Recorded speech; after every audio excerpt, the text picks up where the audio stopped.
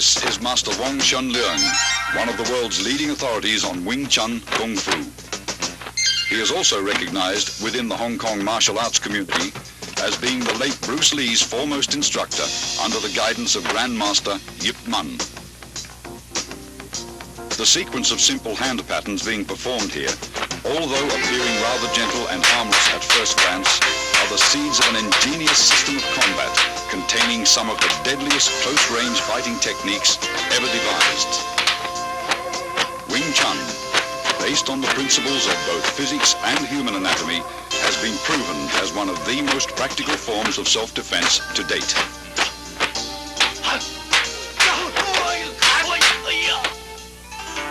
Grandmaster Yip Man was responsible for Wing Chun's world fame.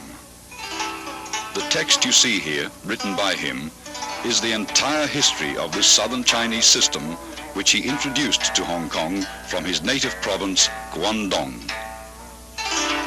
The roots of the art go back to the famed Shaolin Monastery, which for centuries was the hub of Chinese martial arts. During the Qing dynasty, Manchu troops killed most of the Shaolin warrior monks and burned down their monastery. Among the few survivors was a Buddhist nun, Moi, who took refuge in the White Crane Temple at Tai Leung Mountain. There, according to legend, she created a system of Kung Fu after being inspired by watching a crane and fox in combat. She then taught her deadly art to a woman, Wing Chun, whom the style has been named after. Yip Man, the fifth-generation master who died in 1972, openly propagated what was once a secret style in order to preserve the art from extinction. His disciple, Bruce Lee, credits Wing Chun for being the basis from which his own modern style, Jeet Kune Do, evolved. Wing Chun is a very effective system due to its scientific approach to combat. The style's sophisticated fighting principles are based on both simplicity and the theory of economy of motion or conservation of energy. All the techniques are designed to be structurally faster than other fighting methods, as well as more efficient.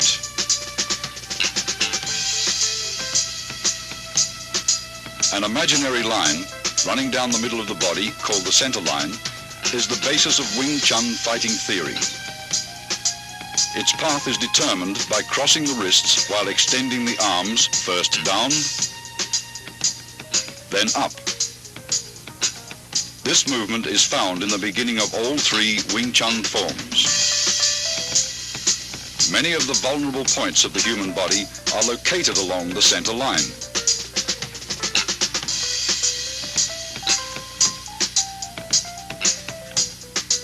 Thus, Wing Chun's offensive theory stresses attacking an opponent's center line. Attacking either to the left or right of his center line, your force will be dissipated if he rolls with the blow. Attack his center line and he must absorb the strike's full impact. All Wing Chun's offensive techniques, in particular the straight punch, which is the style's major weapon, begins from the center line.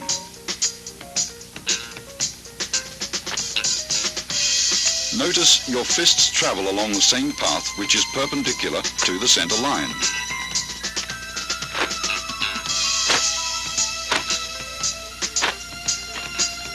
Wing Chun punching is always direct, since the shortest distance between 2 points is a straight line. Your fist originates at your center line and is delivered directly to his center line. In general, your opponent's nose is the target.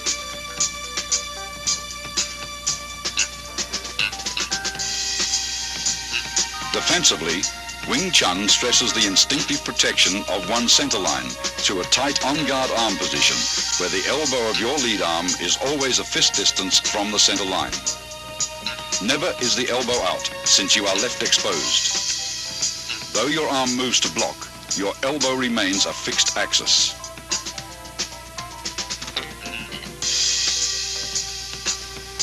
Wing Chun employs shifting, allowing the body to revolve on its center line axis. Defensively, shifting helps you roll with punches that may get by your blocks.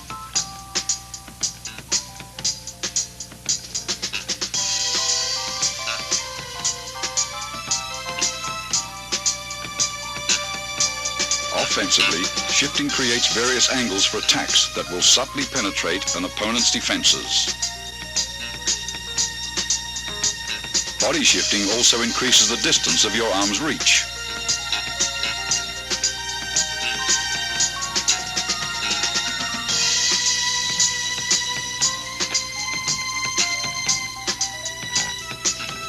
Shifting quickly magnifies punching power, since tremendous force is generated from sudden torque in the waist and hips.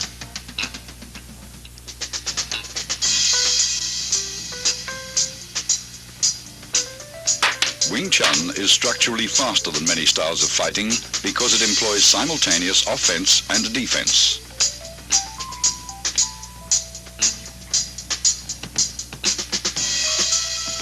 Block and attack should not be separated into two motions.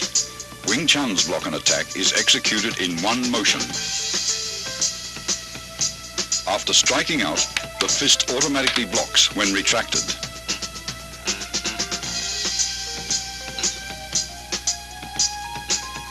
A line extended from shoulder to shoulder and perpendicular to the center line forms the four gates. Wing Chun's defensive system trains one to employ various blocks to protect each of the four gates. Here, Master Wong protects his upper right gate as he blocks and punches in a single motion.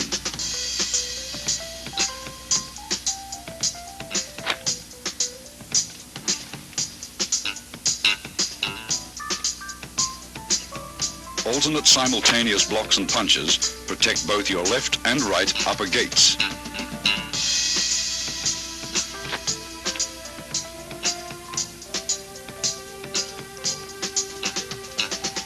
Observe how body shifting is coordinated with both the blocks and strikes.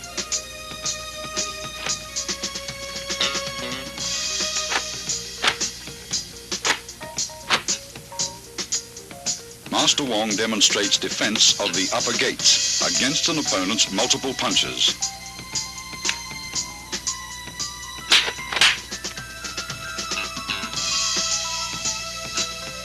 Similarly, both left and right lower gates may also be protected with simultaneous alternate blocks and chops.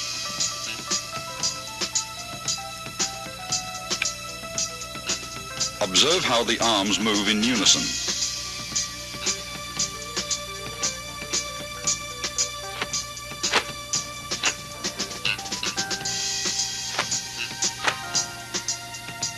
Here, defending his left and right lower gates, he simultaneously strikes with a right chop, then a left punch.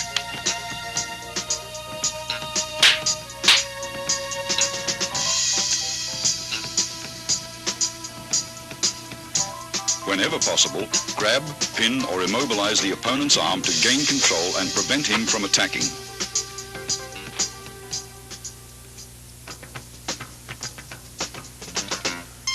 In accordance with the theory of economy of motion, Wing Chun hand techniques defend and block at the same time and are delivered in a bursting series of straight rapid-fire attacks.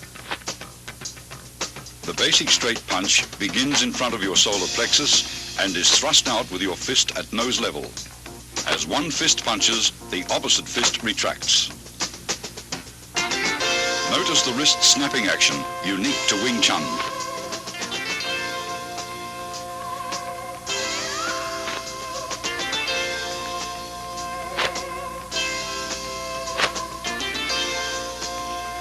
This unusual movement permits you to both deflect and punch with the same hand simultaneously.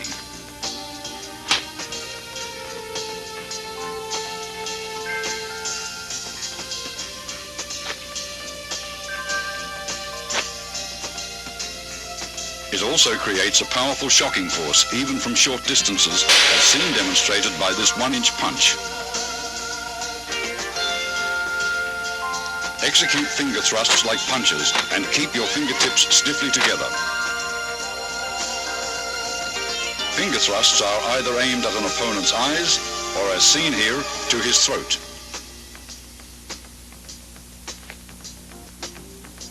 When employing palm thrusts, use the palm heel as a weapon. Palm thrusts directed under an opponent's nose are very effective.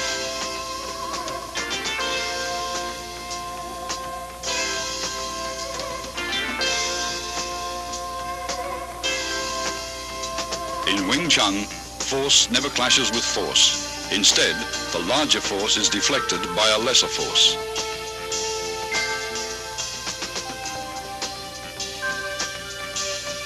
Tan Sao employs the thumb side of your forearm to block. At completion, your elbow returns to the fixed elbow position, 1 fist distance from your center line. Rotation of the forearm and the palm's abrupt upward twist generate power. Blocking power is enhanced by twisting your torso while shifting.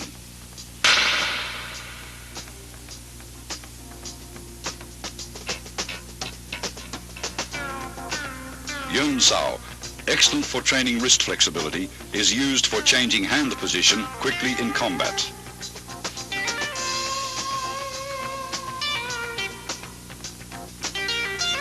It is executed by a relaxed rotation of the hand around the wrist.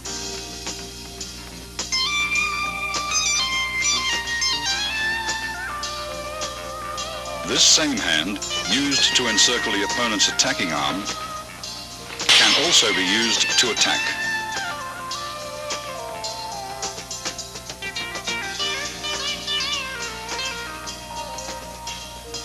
Wu Sao employs either your palm or edge of the hand to block. Upon completion, your hand is in a prayer-like position in front of your chest. Wu Sao is the rear guard hand position employed when an opponent's punch penetrates your forward defenses.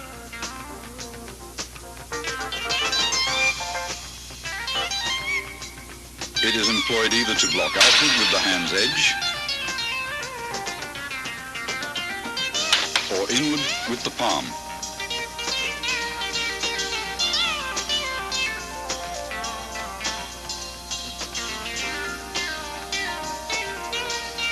Fok Sao employs the inside of your wrist to block.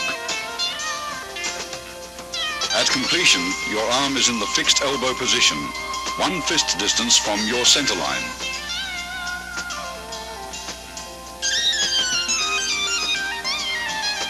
Fok Sao is important in sticking hands practice.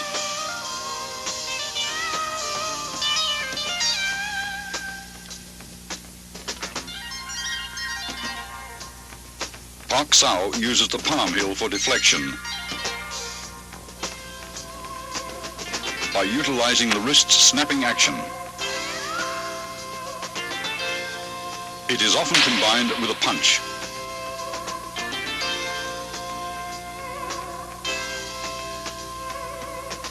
Jum Sao is an oblique downward chopping motion that employs the hand edge or forearm to block. Upon completion, the arm is in the fixed elbow position. The arm motion is slight, since the elbows stay close to the center line. Its effectiveness lies in body shifting.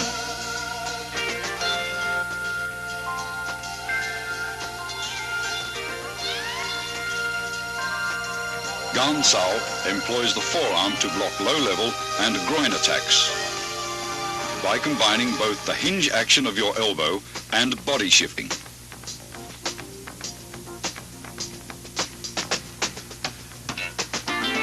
It is usually used to block kicks.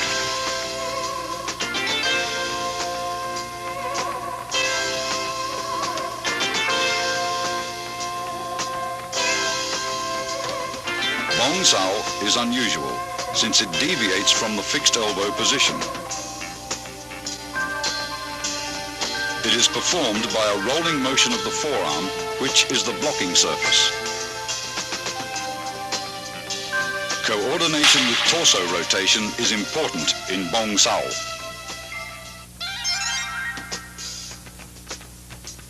Wing Chun kicks, used for either harassment or closing the fighting gap, always supplement the hands with fast and low direct strikes to the groin, knees or shins.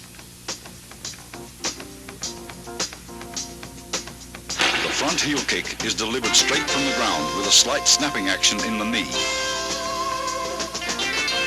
Kick direct, but never higher than the midsection. A cross stomp kick uses the sole of the foot to break the opponent's balance, allowing for follow-up hand strikes.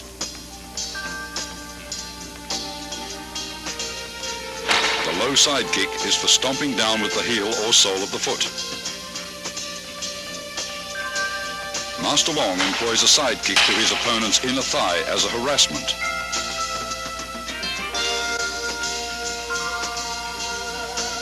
This is a cross stomp kick to side kick combination.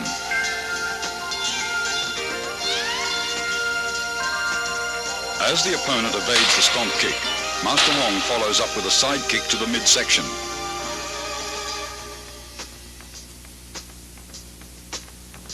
This is a front kick and leg trip combination.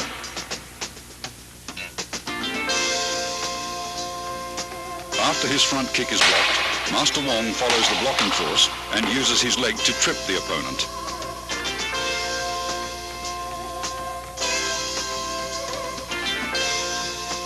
Wing Chun's basic stance is shoulder width or a bit wider. Knees are slightly bent. This natural fighting stance affords both stability and mobility.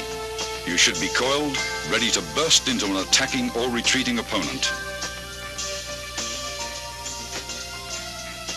Advances and withdrawals are performed by a short shuffling motion of the feet, somewhat like the Western fencing shuffle, where you remain in the same stance throughout.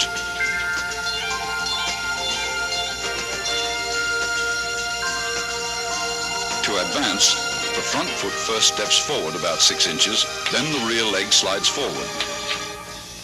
To retreat, the rear leg steps backwards, then the front leg follows suit. When advancing, spring off the rear leg. When retreating, spring off the front leg.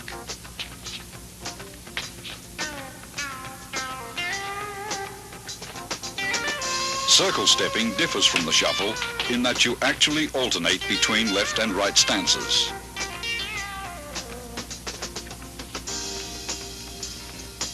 To advance, your rear foot slides forward using a circular motion, while the other foot slides up into a natural stance position.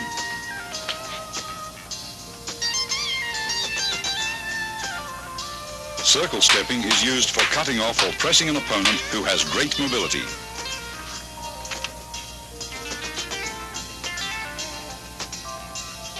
A wall bag filled with dried beans or sand is an essential training aid for developing power.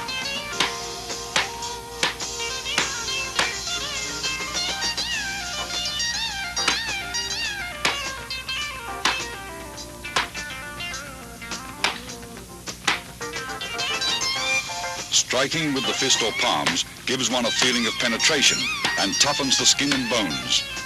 Train slowly and gradually.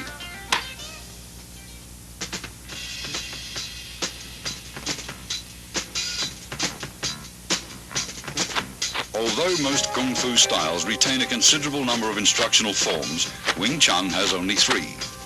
Contained within these 3 forms, however, is the entire scope of the style's theoretical and technical knowledge. The first form, which is being demonstrated here by Master Wong, is called Siu Nim Tao, or the Little Idea form.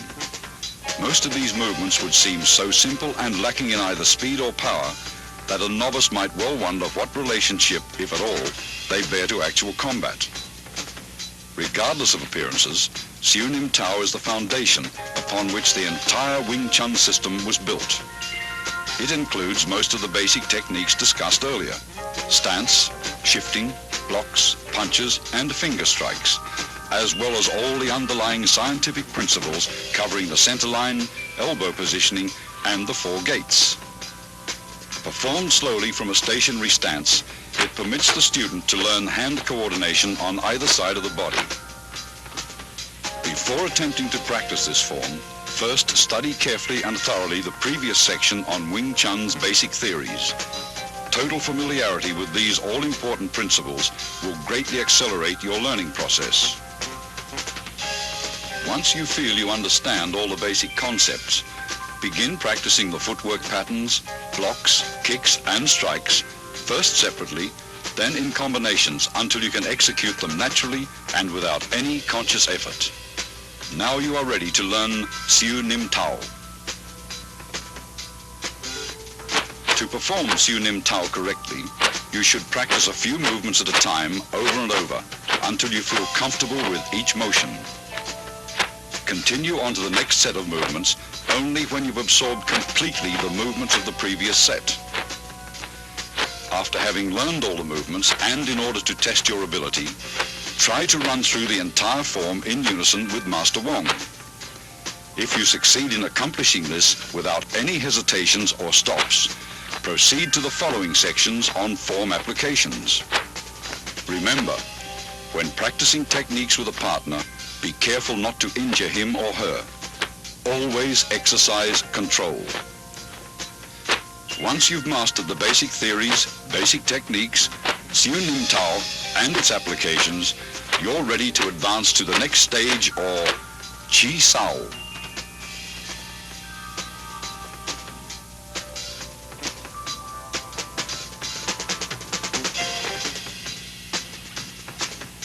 Tan Sao, or the palm-up block, uses a sudden forearm twist at the end of the movement for increased effectiveness.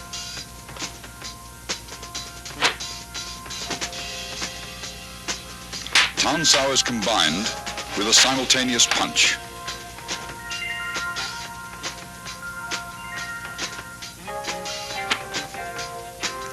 Hyun Sao, or the circling palm, is used after blocking to encircle your opponent's arm. It utilizes one hand for both blocks and attacks. After encircling the opponent's arm, a palm thrust follows naturally. Pak Sao, or the palm slap, is effective for upper gate defense. It is best combined with a head slip or body dodge. The downward palm block is used against attacks to the lower gate.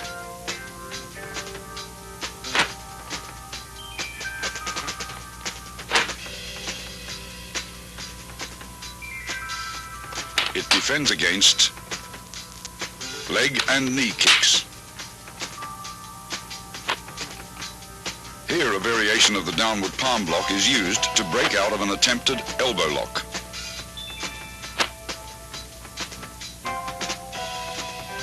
A shoulder and forearm shrug can repel an attacker.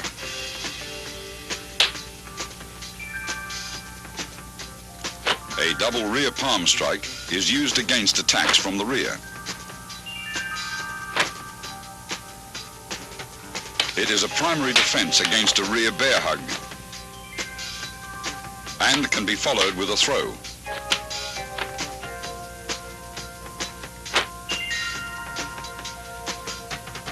The double knife-edge chop can be adapted for practical application.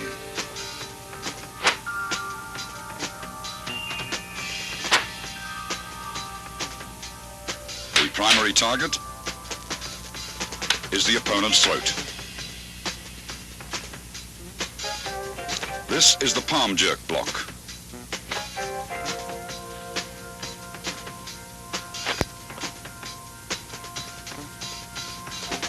A sudden jerk effectively destroys an opponent's balance. Here, a palm jerk block is followed immediately by an eye thrust with the same hand.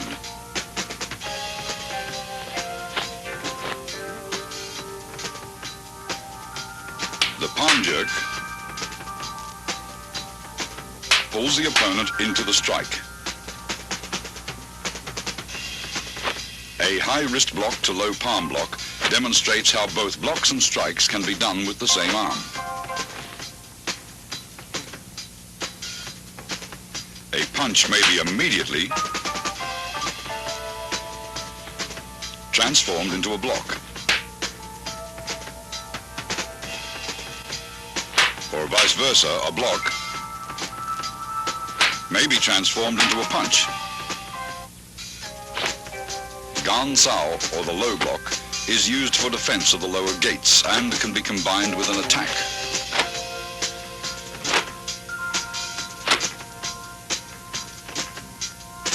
Here it is used along with a knife hand strike.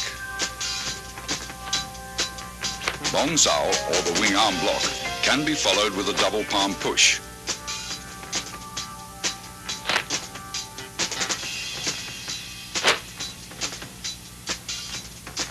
Master Wong blocks,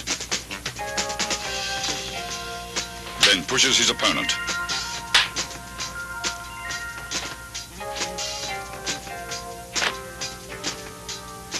This is a palm jerk in combination with a palm thrust.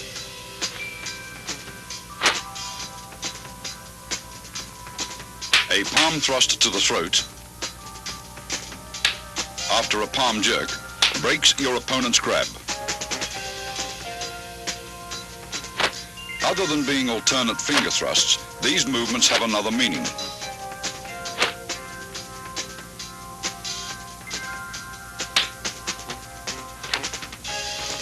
They can be utilized for breaking out of a grab.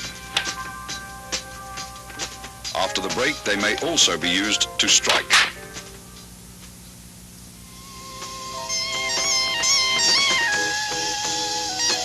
Chi Sao, or sticky hands, is a two-man exercise for developing arm coordination, so that while one hand blocks, the other attacks. It also promotes tremendous sensitivity in the arms, thereby allowing one to instinctively determine the direction of an opponent's force and develop the quick reflexes needed to direct that force with a minimum of effort.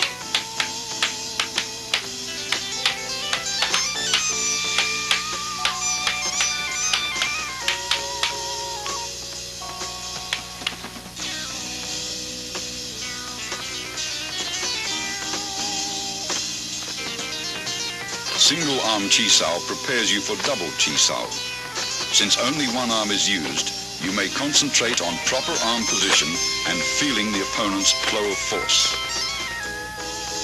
Tan Sao, a low palm thrust, and Bong Sao comprise the movements executed by partner A.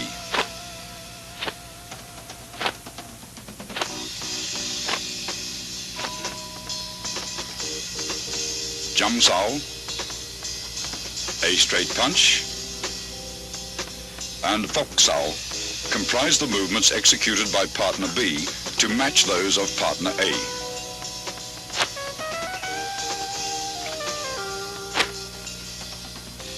Partner B's Fok Sao rests on A's Tan Sao.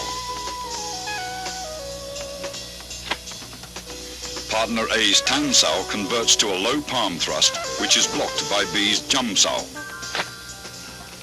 Partner A's Tan Sao changes to a Bong Sao to block B's straight punch. Both partners perform these movements in response to each other's complementary techniques with a firm yet relaxed flow of force.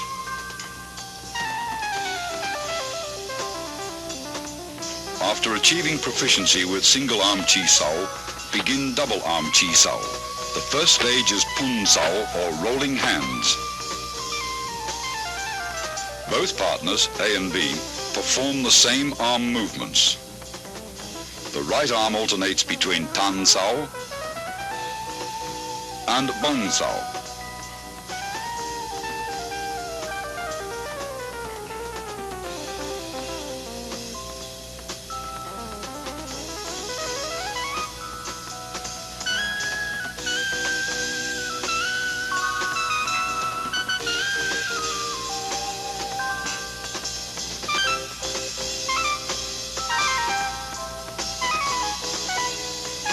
The left arm remains in a bok sao position, which in turn alternates from a high to a low position.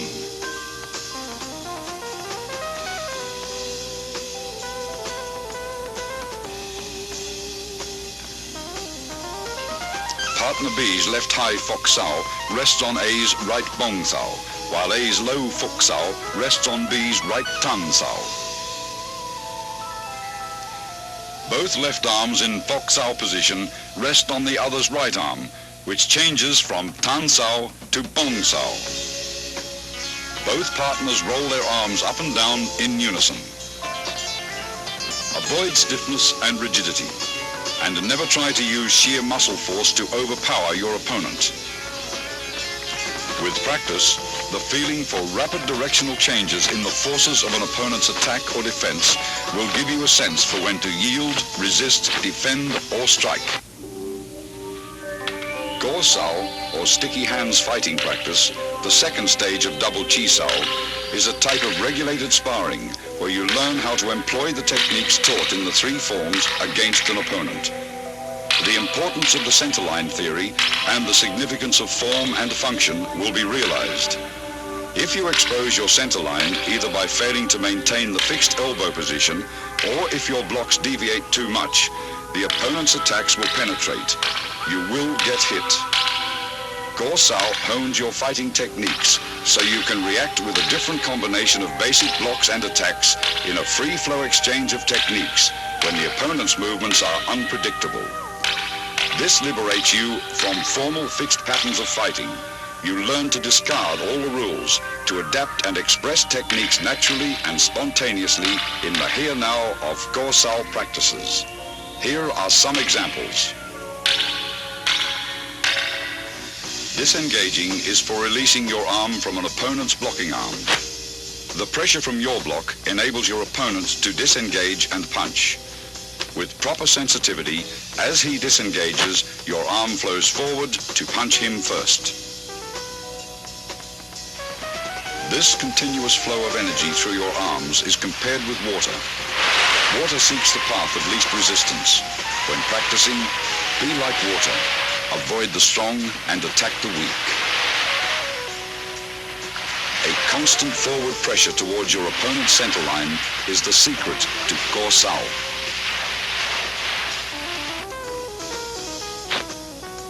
If your opponent's arms deviate too far and expose his centerline, automatically penetrate his defenses like water crashing against rocks.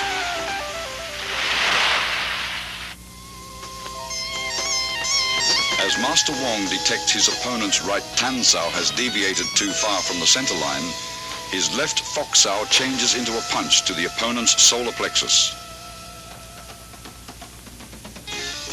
Detecting Master Wong's forward force, his opponent blocks and traps his arms.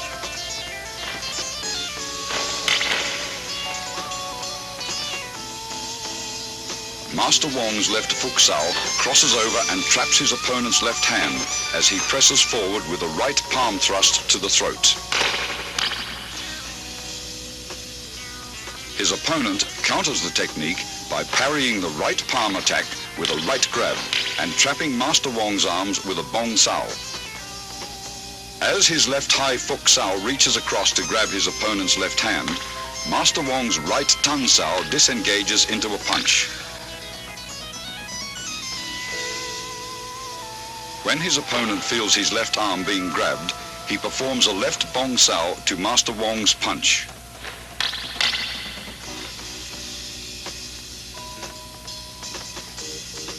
Master Wong's pak sao blocks his opponent's left arm and he slips in with a low palm strike.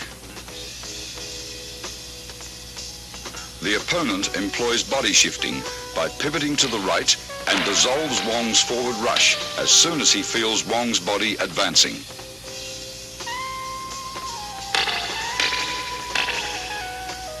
After a series of exchanges, the opponent applies an elbow lock on Wong's right arm. Instead of resisting, Wong flows with the direction of force, crashing into his opponent with his shoulder. As the opponent senses Master Wong's body pressing forward, he releases his left arm and employs Bong Sao to dissolve the force. Wong's right Bong Sao grabs his opponent's right Tan Sao, pulling him forward, and locking the opponent's left hand, he executes a left punch. Feeling himself being pulled forward, the opponent employs body shifting to divert Master Wong's forward surge of force. Then, his right Pak Sao pins Wong's left arm.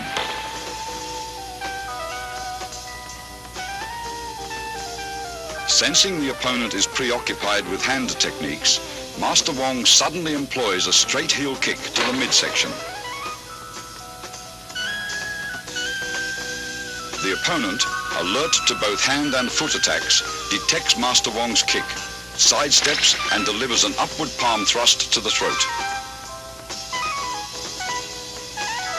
After long practice, you will grasp the meaning of a verse on Chi Sao that states, "Receive what comes, follow what goes, attack when the hand disengages." The zenith of Chi Sao is attained when your sense of touch and reflexes are so keen that you can react effectively, even blindfolded. You will have completed Wing Chun's basic training after having mastered the contents of this tape. The more profound levels of the Wing Chun scientific system of combat, as contained within its second and third instructional forms, are to be covered in the following sequel. In addition, the highly guarded secrets of the famous 108 wooden dummy techniques will be analyzed in detail. Wing Chun's refined hand techniques, adapted to the use of advanced weaponry such as the lethal double butterfly knives and the 6.5-point pole forms, are to be demonstrated as well in their entirety.